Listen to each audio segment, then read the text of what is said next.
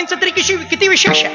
पोटात अन्न नाही, घरात मान नाही, गावात फक्त अपमान, तरी डोंगरावरती म्हणतात सुंदर ते ध्यान.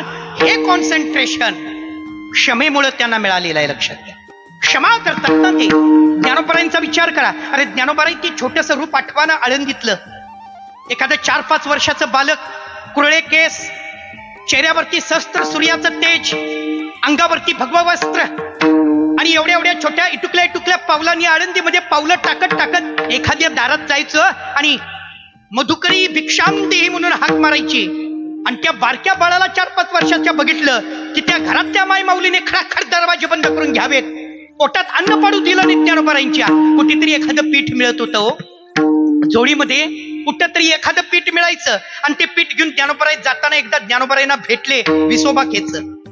आणि विसोबाने विचारलं, कुठलं चाललायस रे, आळंदीत का आलास? ज्ञानोबारायांनी सांगितलं, मधुकरी घ्यायला आलोय. कुठे आहे मधुकरी? हे बघा. काय आहे त्याच्यात? पीठ आहे. त्या विसोबा खेचराने ती झोळी घेतली, फाडली आणि ते सगळं पीठ खाली मातीत टाकलं. सगळं पीठ मातीत टाकलं. बरं, त्या मातीतलं पीठ वरचं उचलून घेता येईल म्हणून शेवटी त्या विसोबा खेचराने आपल्या पायानं ते अन्न, ते पीठ मातीत कालवलं. आणि मग कल्पना करा, अशा वेळेला ज्ञानोबारायांना किती राग यावा सांगू. योगियांचे राजे आहेत ते, ज्ञानियांचे शिरोमणी आहेत ते, साधकांचे मायबाप आहेत ते, जगाची माऊली आहेत ती. त्यांनी फक्त नजर वर केली असती तर विसोबांना कायमचा विसावा मिळाला असता. बरोबर ना? हो, पण लक्षात ठेवा, नजर वर नाही केली, माफ केलं. अजून सांगू का?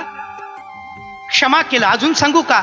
ज्या विसोबा खेचरांनी पोटात अन्नाचा कण पडू दिला नाही, त्याच विसोबा खेचरांना नामदेव महाराजांचे गुरु बनवलं. हा अधिकार दिला, याचं नाव क्षमा आहे.